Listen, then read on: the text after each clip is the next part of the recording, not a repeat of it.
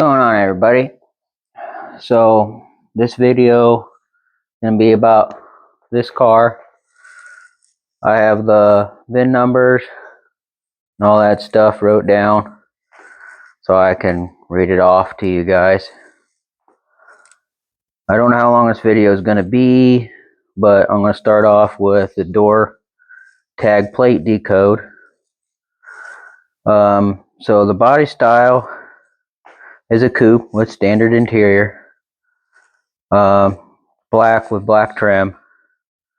The exterior color was originally Wimbledon white. It was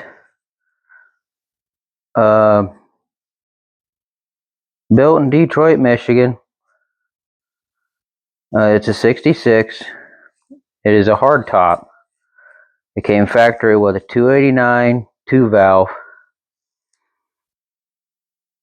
It was distributed, or district code. It was sent to Oklahoma City. And then this car, it originally had when it left the Dearborn, Michigan assembly plant, it originally had a black vinyl top. That is not standard on these cars.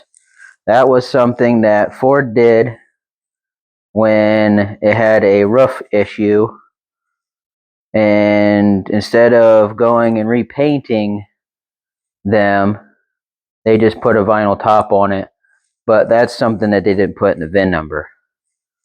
The only reason I know about it is because my dad, when he went to strip it down to do the body work on it, it had holes on the rear quarter, right where the roof and the quarter meet.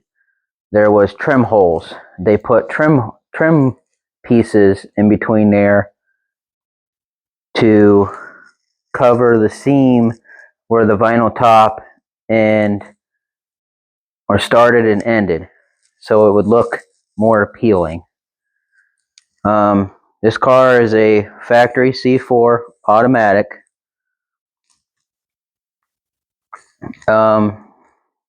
They made millions of these cars. I don't remember the exact amount, but this one is 335,908. So that's everything on the decode for the VIN number. Besides the rear end, it was a factory 8-inch with a 280 gear, open differential. So it is a one-tire fryer. So how I got this car was because of my dad.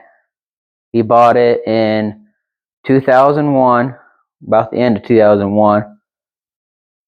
And then in the winter of 2001 to 2002, he did his own little body work to it, stripped it down with some sandpaper, and then bondoed and fixed holes and all that stuff. And then he took it to my uncle John and had him paint it back to Wimbledon white. It didn't put the vinyl top back on it. He did it all white, and it was white with something similar to the stripes that are on it, except for they were black instead of white.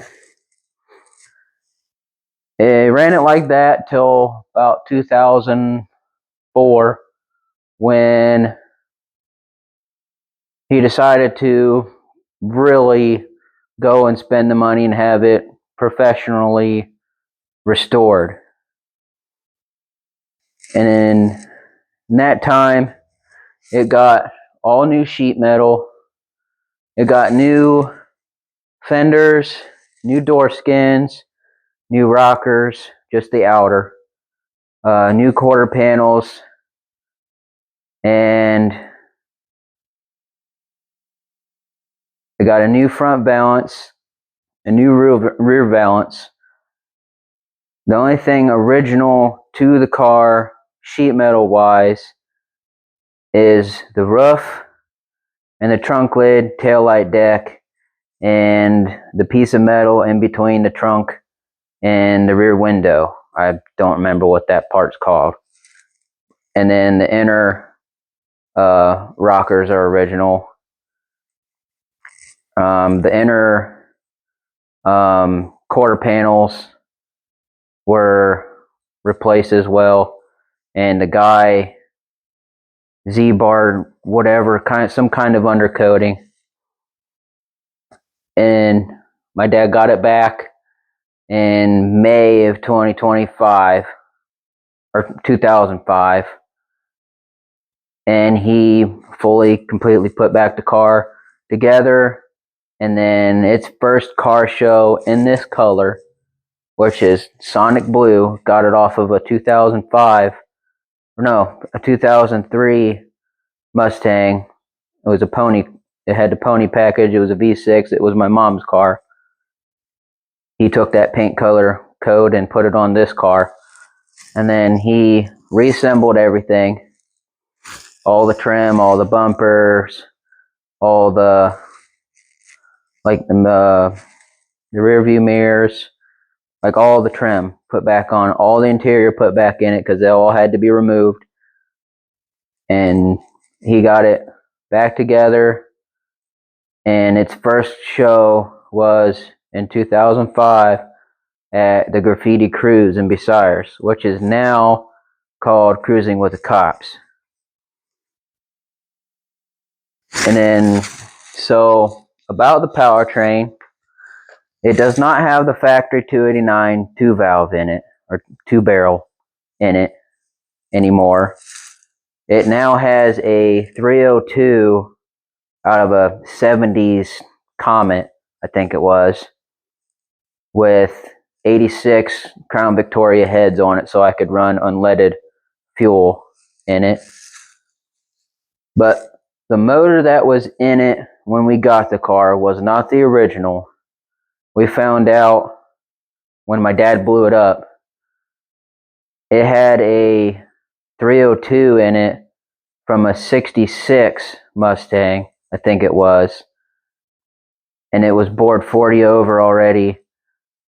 And the reason it blew up was because it got a cam installed into it by my dad and my uncle, which was not their fault. It was mismarked by comp cams, and it was more than mild. It was just supposed to be a noticeable cam, but not a drastically like, holy crap, it's got a cam. But it cammed so hard that the factory drum brakes with a power booster couldn't hold it still. My dad had to put it in neutral every time he'd go to a stop because it would shake and rattle, and it was very aggressive cam. Well, we didn't know it. He didn't know it at the time, and it was eating itself alive, and we didn't know it. But ended up bending 3 push rods.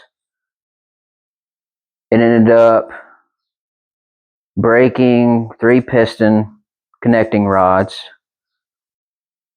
I think they're up in the top part of this garage, I think. Unless he left it, I'm not 100% sure.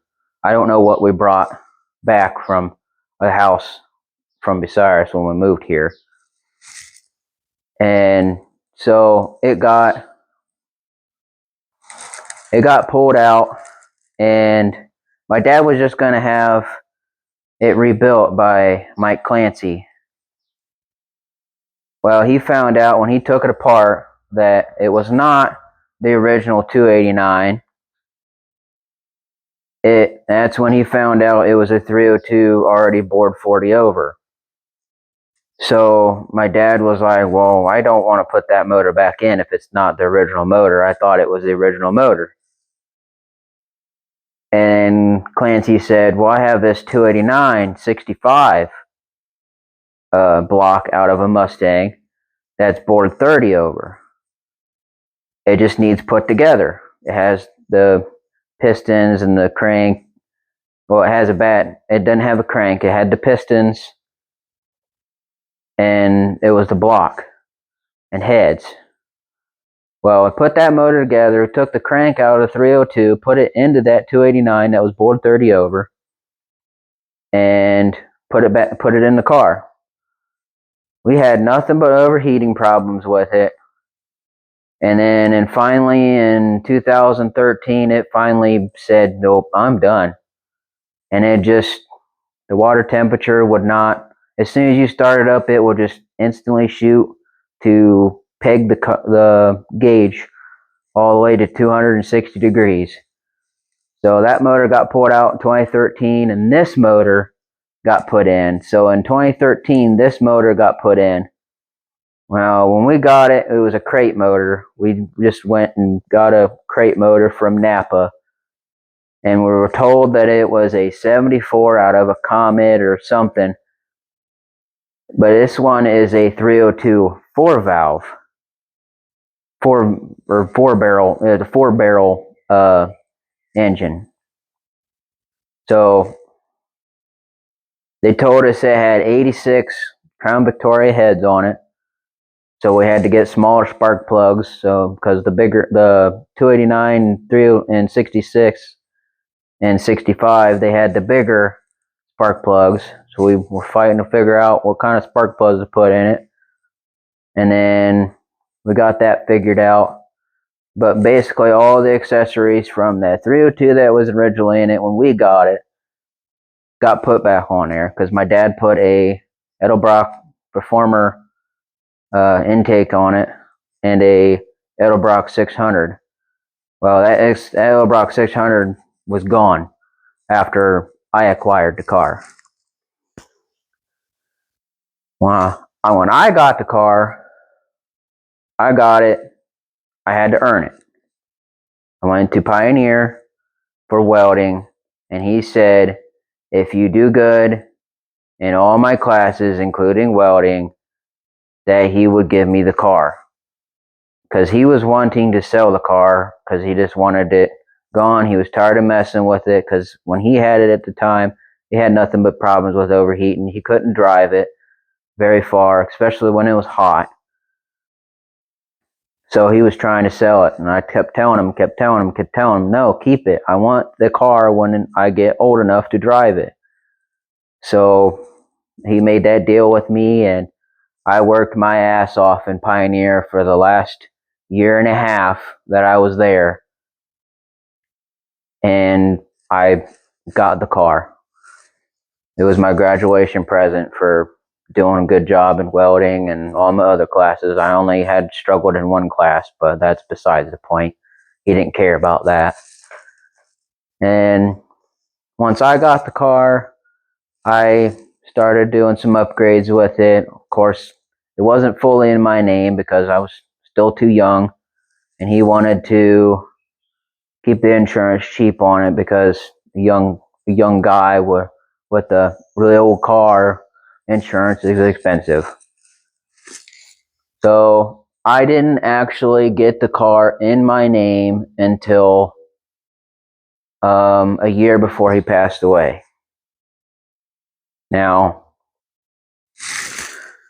once I got the car, I got rid of that junk Edelbrock 600 and put a Holly 600 on it.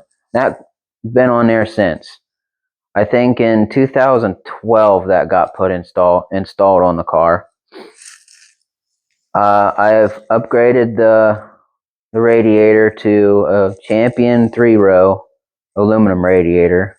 That helped with the cooling because it still had a heating issue, overheating problem. It wasn't nowhere near what that 289 or that original 302 that was in it when we got the car. That helped, but it still was hard to drive the car.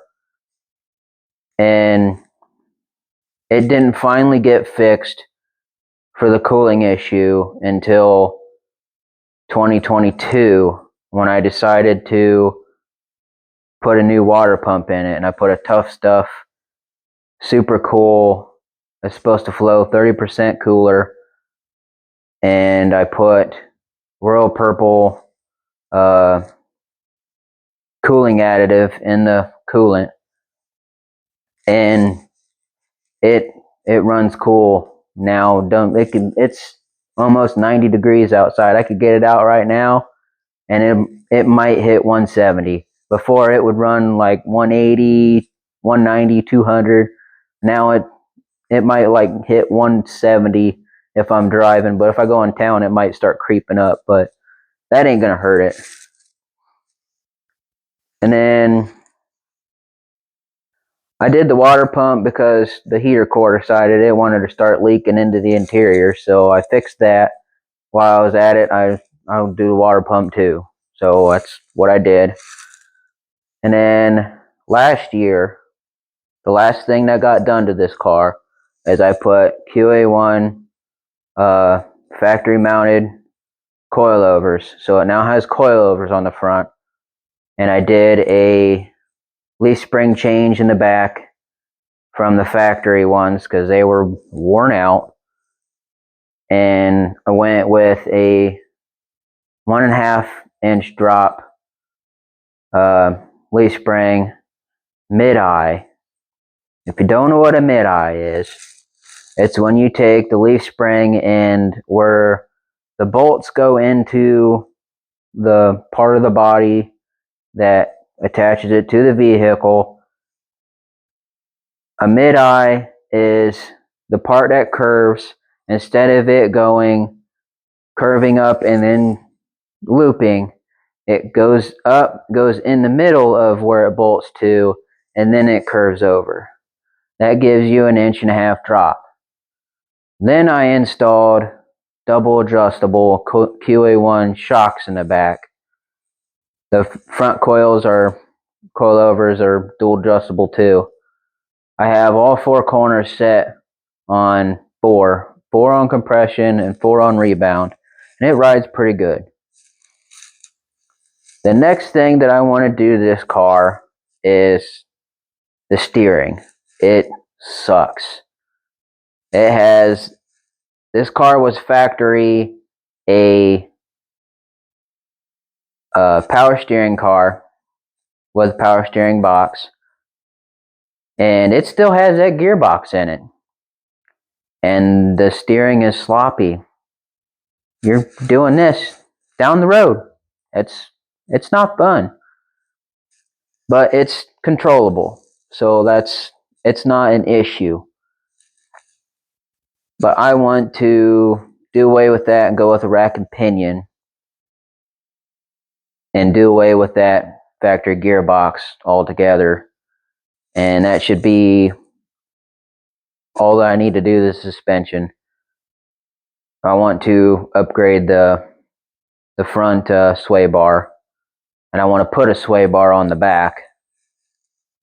And then after that, I want to put a centrifugal supercharger on it, so I can have that supercharger sound and have a little bit more power. And then I want to either put a new third member in the rear end, or I want to go with a 4.9 inch rear end, and I want to go with a 325 or a 355 gear limited slip. I have the black Mustang. It has a factory 355 gear limited slip rear end in it. So, and it's pretty nice. So I kind of want to do the same thing with this.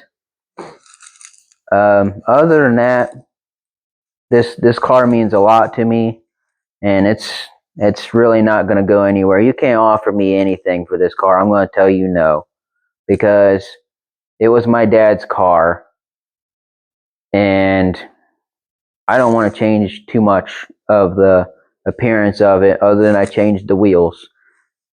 They look so much better on this car than the Craigers to me. I wanted a a factory look, but I wanted slightly a resto mod look at the same time. So it's pretty much factory looking outside, minus a couple pieces of trim that didn't get put back on because you didn't like them. And then the wheels. Other than that, it looks like a factory car, except for the color.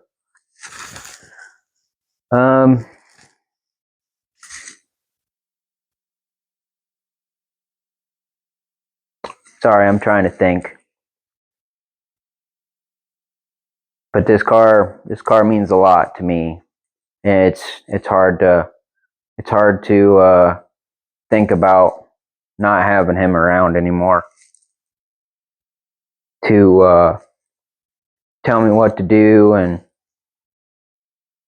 tell me what I'm doing wrong or help me fix the problems that I have with the car.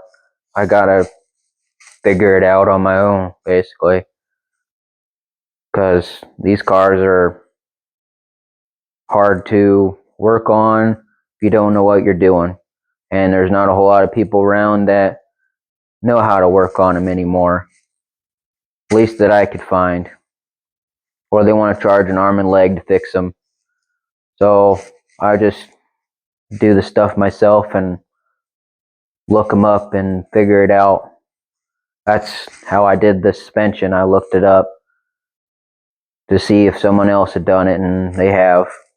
And they have videos of it, so that was very helpful. But my dad was very stubborn, and he had to do it himself. He wouldn't let me do it.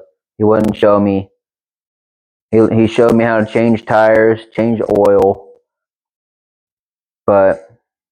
and fix little tiny things. But when it comes to